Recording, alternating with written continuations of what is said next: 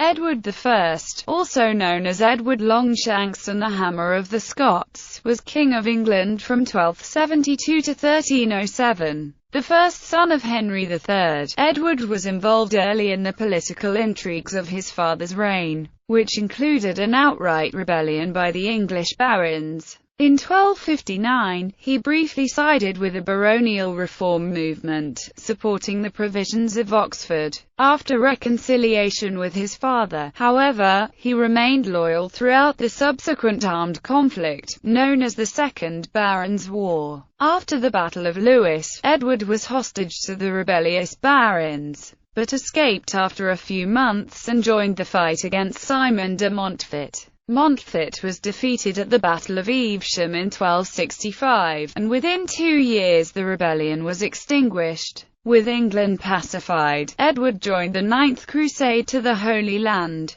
The crusade accomplished little, and Edward was on his way home in 1272 when he was informed that his father had died. Making a slow return, he reached England in 1274 and was crowned at Westminster on the 19th of August. He spent much of his reign reforming royal administration and common law. Through an extensive legal inquiry, Edward investigated the tenure of various feudal liberties, while the law was reformed through a series of statutes regulating criminal and property law. Increasingly, however, Edward's attention was drawn towards military affairs. After suppressing a minor rebellion in Wales in 1276–77, Edward responded to a second rebellion in 1282–83 with a full-scale war of conquest. After a successful campaign, Edward subjected Wales to English rule, built a series of castles and towns in the countryside and settled them with English people. Next, his efforts were directed towards Scotland. Initially invited to arbitrate a succession dispute, Edward claimed feudal suzerainty over the kingdom.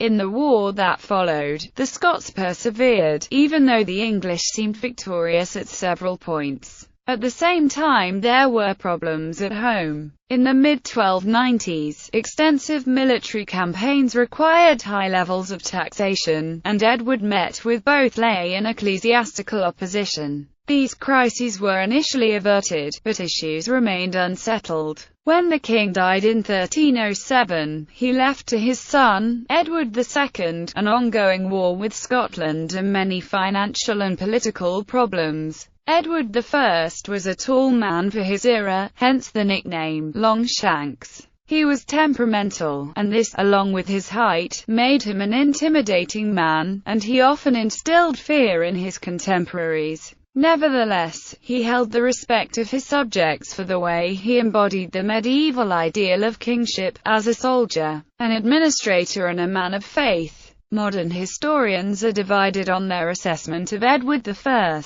While some have praised him for his contribution to the law and administration, others have criticized him for his uncompromising attitude towards his nobility. Currently, Edward I is credited with many accomplishments during his reign, including restoring royal authority after the reign of Henry III, establishing Parliament as a permanent institution and thereby also a functional system for raising taxes, and reforming the law through statutes. At the same time, he is also often criticized for other actions, such as his brutal conduct towards the Scots, and issuing the Edict of Expulsion in 1290, by which the Jews were expelled from England. The edict remained in effect for the rest of the Middle Ages, and it was over 350 years until it was formally overturned under Oliver Cromwell in 1656. Early years, 1239–63. Childhood and marriage. Edward was born at the Palace of Westminster on the night of 17–18 June 1239, to King Henry III and Eleanor of Provence. Edward is an Anglo-Saxon name, as was not commonly given among the aristocracy of England after the Norman conquest.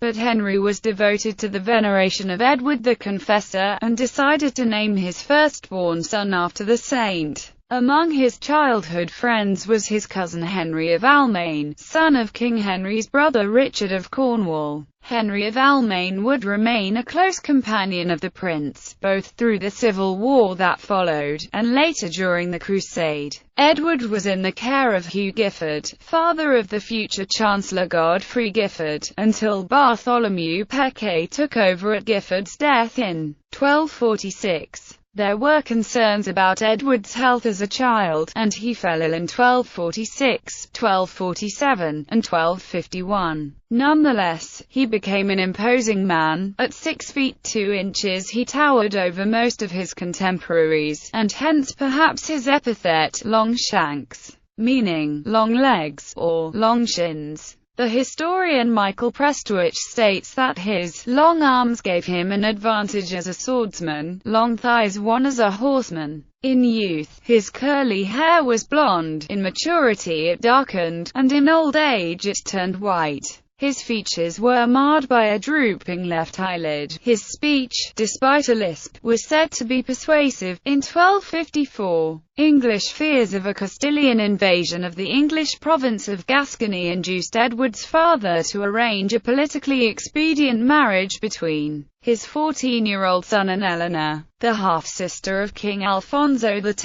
of Castile. Eleanor and Edward were married on 1 November 1254 in the Abbey of Santa Maria la Real de las Huelgas in Castile. As part of the marriage agreement, the young prince received grants of land worth 15,000 marks a year. Though the endowments King Henry made were sizable, they offered Edward little independence. He had already received Gascony as early as 1249, but Simon de Montfort, 6th Earl of Leicester, had been appointed as royal lieutenant the year before and, consequently, drew its income. So in practice Edward derived neither authority nor revenue from this province. The grant he received in 1254 included most of Ireland, and much land in Wales and England, including the earldom of Chester. But the king retained much control over the land in question, particularly in Ireland, so Edward's power was limited there as well, and the king derived most of the income from those lands. From 1254 to 1257, Edward was under the influence of his mother's relatives, known as the Savoyards, the most notable of whom was Peter of Savoy, the Queen's uncle. After 1257, Edward increasingly fell in with the Poitevin or Lusignan faction, the half-brothers of his father Henry III, led by such men as William de Valence. This association was significant, because the two groups of privileged foreigners were resented by the established English aristocracy, and they would be at the centre of the ensuing years' baronial reform movement.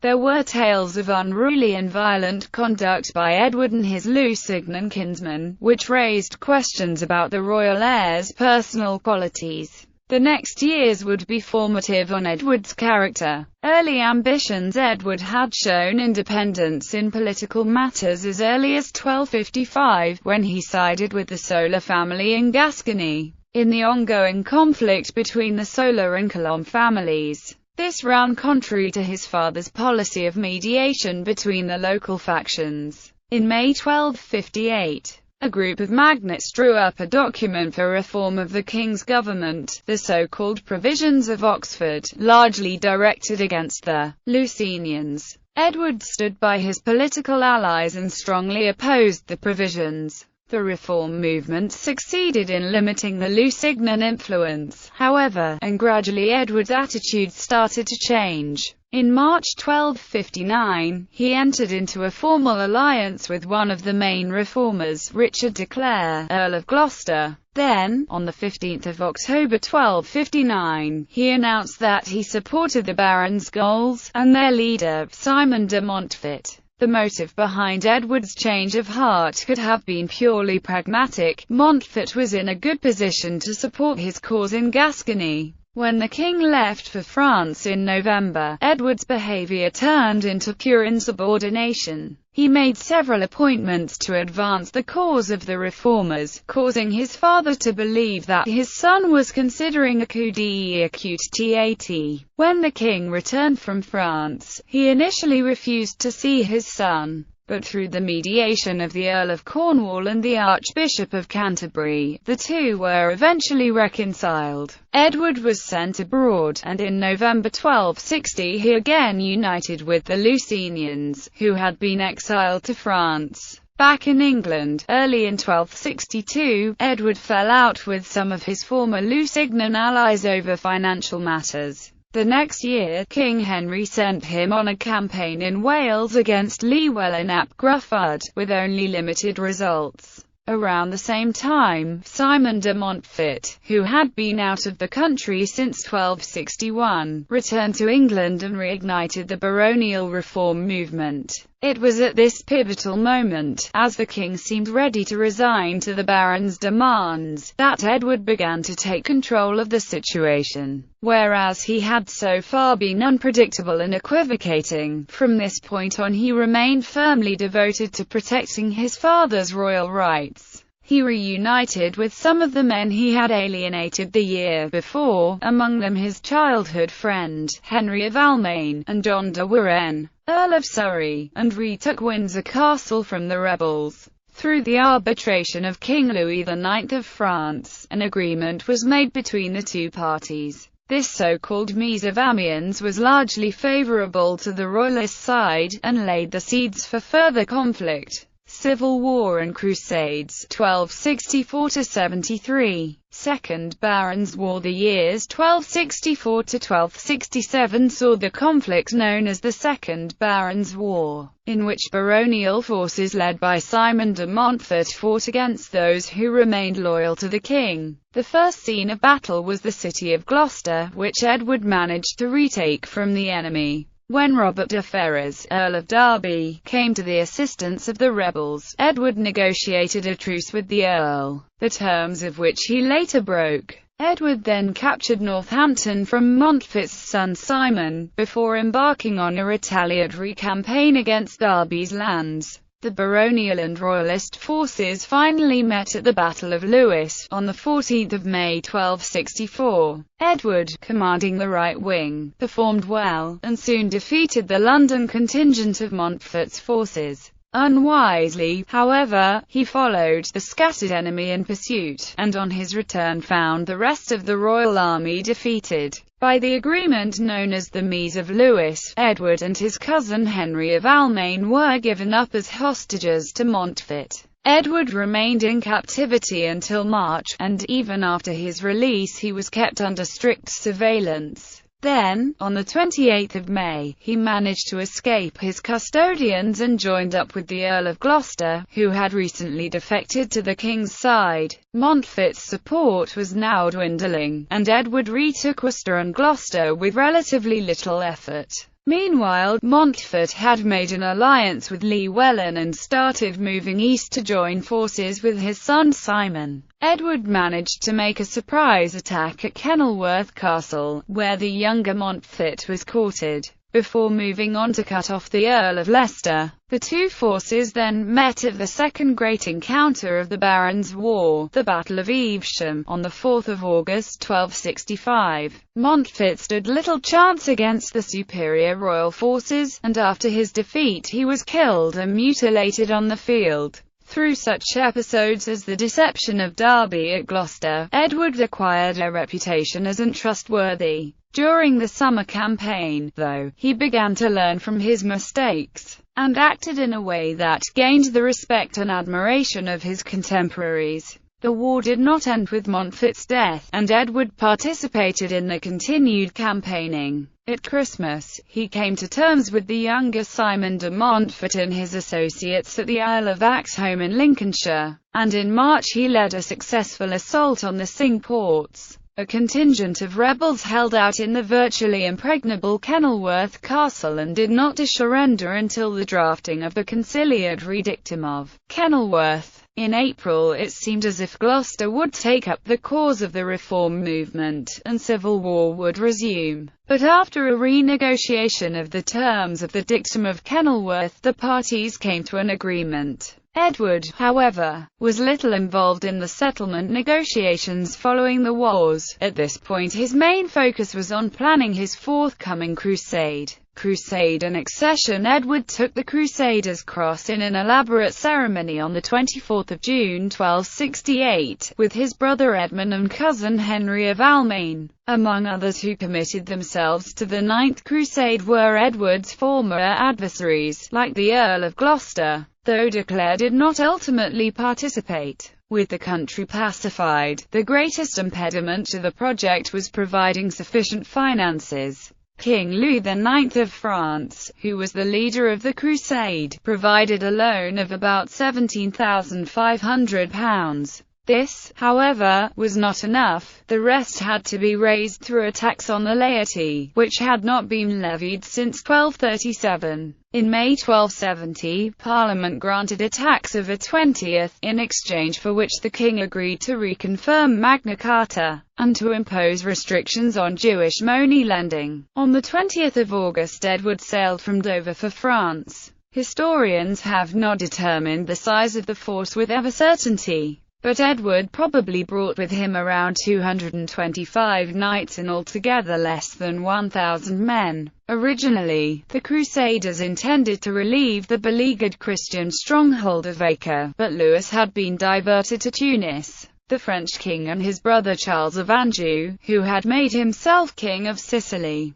decided to attack the emirate to establish a stronghold in North Africa. The plans failed when the French forces were struck by an epidemic which, on 25 August, took the life of King Louis himself. By the time Edward arrived at Tunis, Charles had already signed a treaty with the emir, and there was little else to do but return to Sicily. The crusade was postponed until next spring, but a devastating storm off the coast of Sicily dissuaded Charles of Anjou and Louis's successor Philip III from any further campaigning. Edward decided to continue alone, and on 9 May 1271 he finally landed at Acre. By then, the situation in the Holy Land was a precarious one. Jerusalem had fallen in 1244, and Acre was now the center of the Christian state. The Muslim states were on the offensive under the Mamluk leadership of Baybars, and were now threatening Acre itself.